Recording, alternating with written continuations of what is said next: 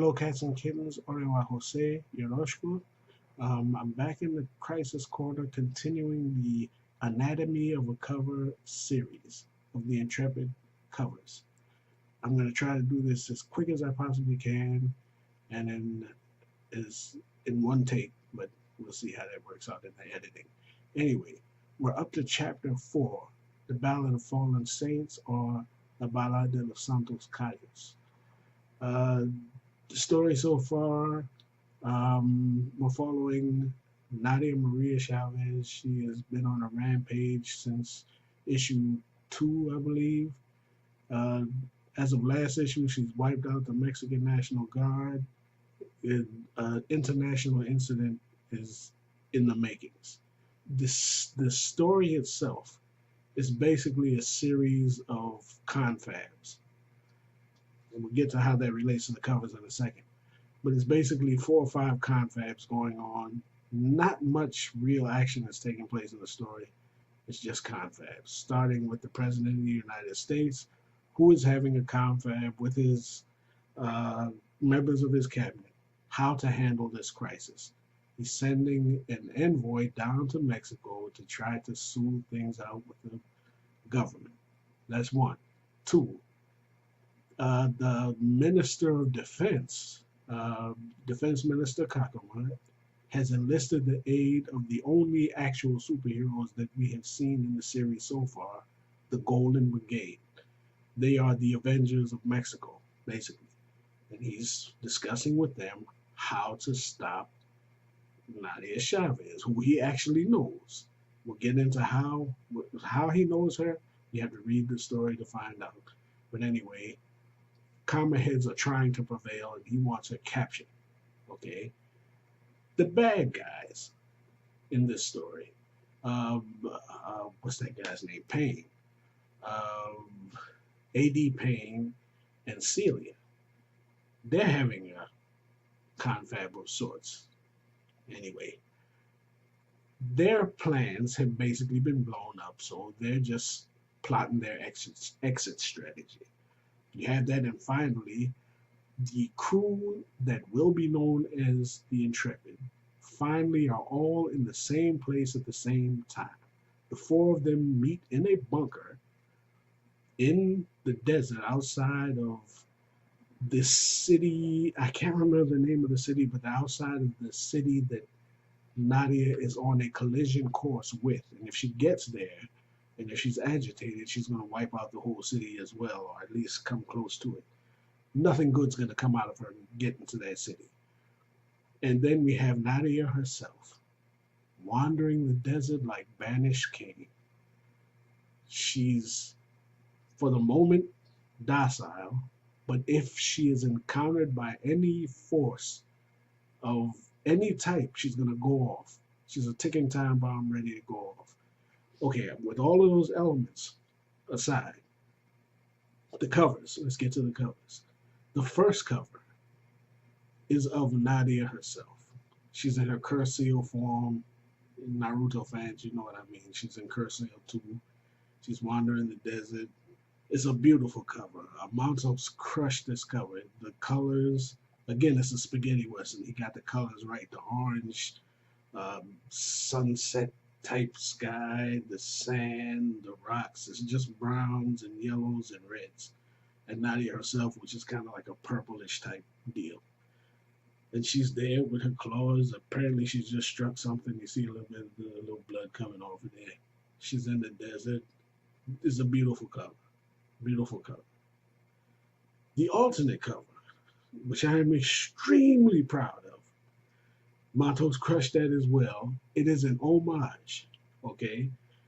Usually cover homages in comics are usually knockoffs of other comic covers. Not so in this case. This is an homage of one of the greatest album covers in the history of music, Thelonious Monk Underground. It matches up with this series because they're in a bunker doing their confab, plotting their next move. Okay? So when you look at that Thelonious Monk cover, it's beautiful. I can't tell if that's hand painted or it's just a picture or whatever.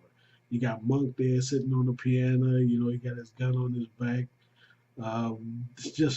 It's great. The background, the details, bottles of wine. You got to capture one of the Nazis. You got this girl there with her gun holding it down on the door. There's a cow in there for some reason. I can't even figure that out.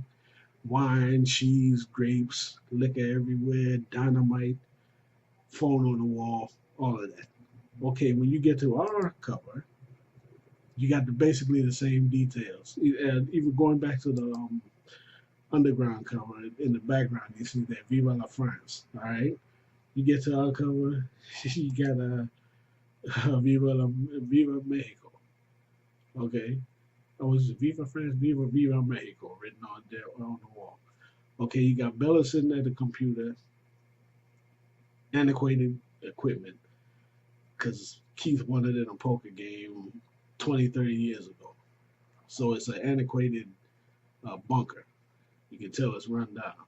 Rather than the captured Nazi, you got Keith sitting there in the chair, and he got the ace of spades in his hand, I guess signifying that somebody died or is gonna die, whatever. You got you got Paxton there where the cow was, whatever. And Vincent's holding it down at the door instead of the French chick. Okay, little details in here. We already went through Keith. And there's little ace of spades.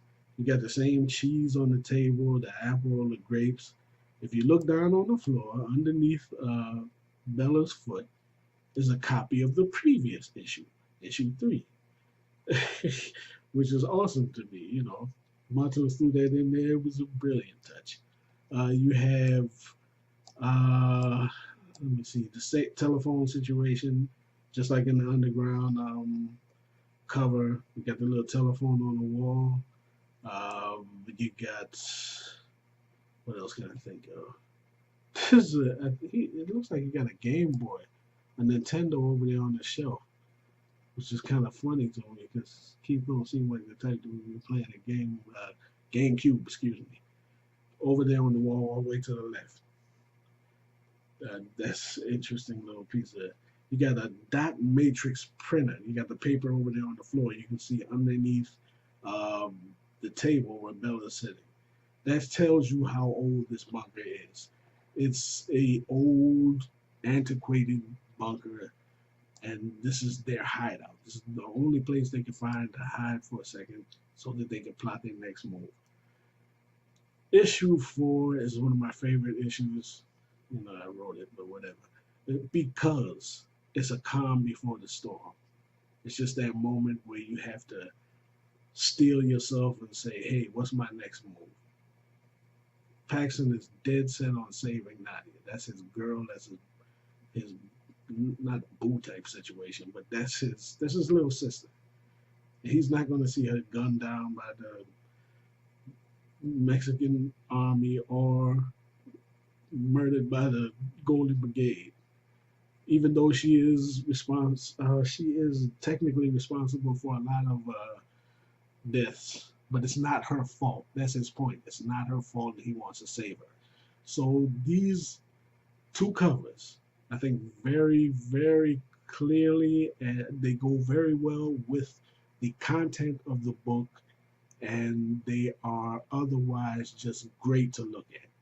And they're homage to what I consider one of the greatest covers in the history of music. Sgt. Pepper, all of that. Underground was an awesome cover.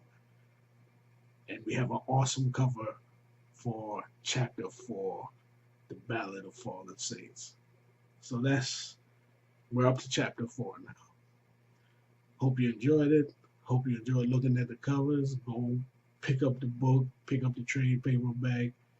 Intrepid Heroes and Villains is out now. It's available. Look at the website.